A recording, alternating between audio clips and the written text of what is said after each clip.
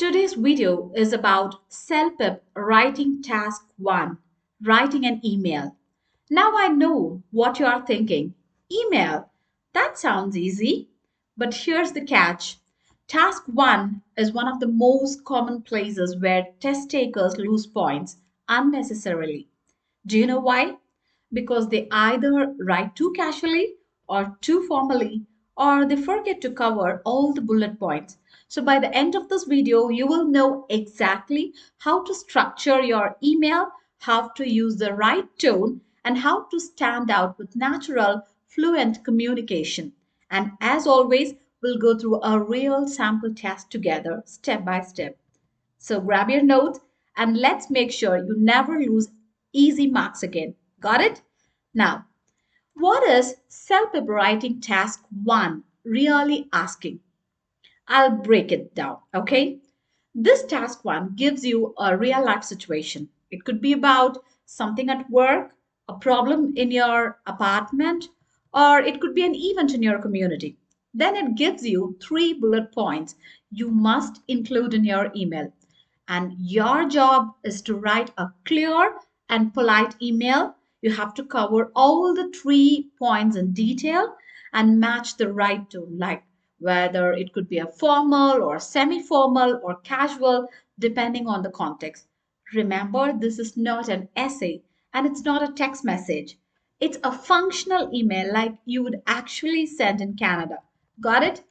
Now, before we get into strategies, let's talk about mistakes I see all the time. First mistake, forgetting a bullet point. If you miss even one, your score will drop down. Okay?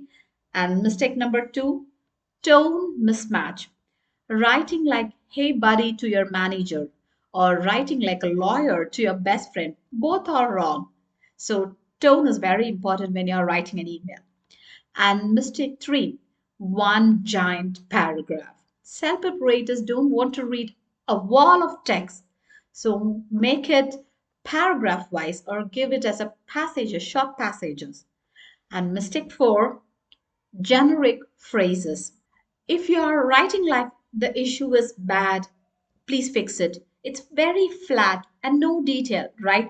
You want to sound natural, detailed, and real. Try to include the supporting details in your email.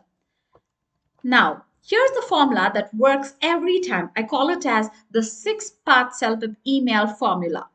Think of it as a recipe for your email. The first step is to read carefully. Underline who you are writing to, why, and the 3 bullet points. And the second one is to choose the tone. Boss or manager, then it could be formal. Neighbor or landlord, then you can write it as semi formal. If you're writing for your friend, casual, but try to be polite at the same time. And step 3, greeting plus subject. Try to start with the subject line and greeting. Example, you can give the subject as concern about parking lot safety. Dear Miss So and so. Okay, so you have to start with the proper subject and start with a greeting. Then, step 4 is purpose sentence.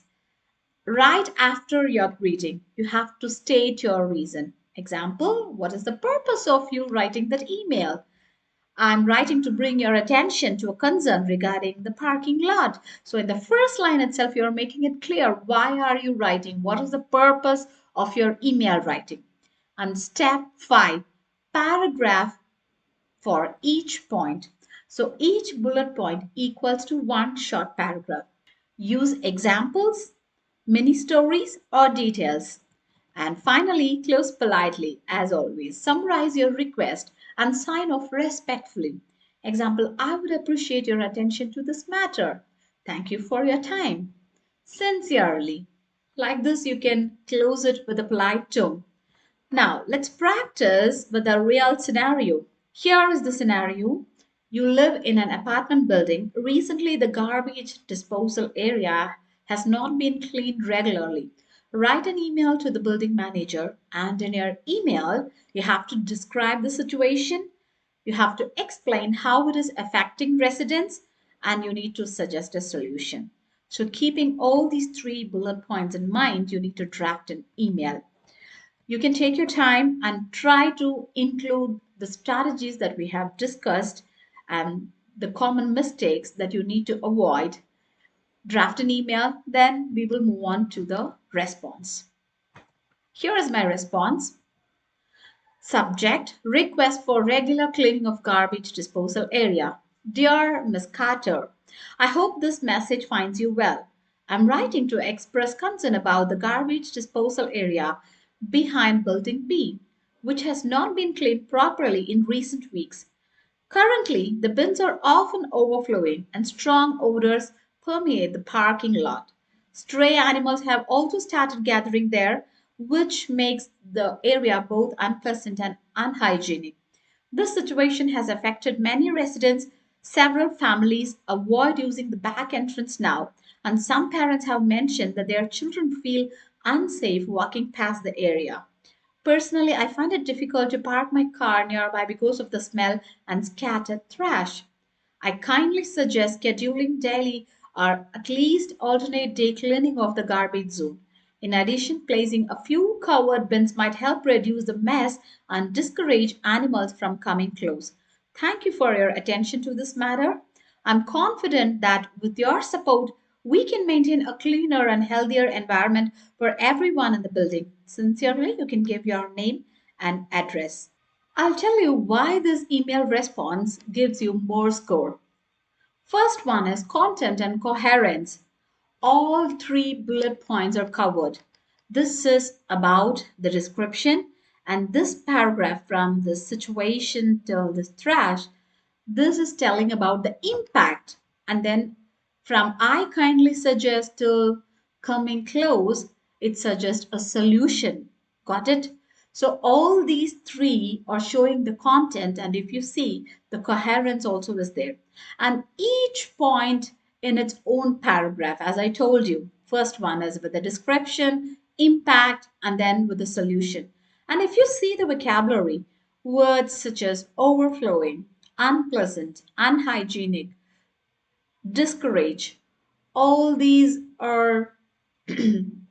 So if you see the vocabulary, we are using nice vocabulary such as overflowing, unpleasant, unhygienic, discourage animals, right? And no repetition of simple words like bad or dirty. And readability, we have given clear subject line, short paragraphs with transitions like currently, this situation, I kindly suggest. So the transitions also works well here. And the task fulfillment, the tone is very polite and respectful. Word count is 198, which is the ideal range. And we are ending with a positive and a cooperative tone. If you see here, thank you for your attention to this matter. I'm confident that with your support, we can maintain a cleaner and healthier environment for everyone in the building. So, this means we are inviting others to work cooperatively. Got it? Now, finally, I'm going to tell you 5 habits for email success. Just make a note of it. First one, plan 2 to 3 minutes before you write. And then you have to start with a clear purpose sentence. Don't waste your time. Keep paragraphs short. Each bullet, as I told you, should have one paragraph. Collect useful phrases like I'm writing to express concern or I would appreciate your attention, like this. And finish early for proofreading. So try to practice finishing in 26 to 27 minutes so you have time to proofread. Okay, that's all for today's video. Kindly like, share, and subscribe for more self-help tips. See you in the next video. Bye bye.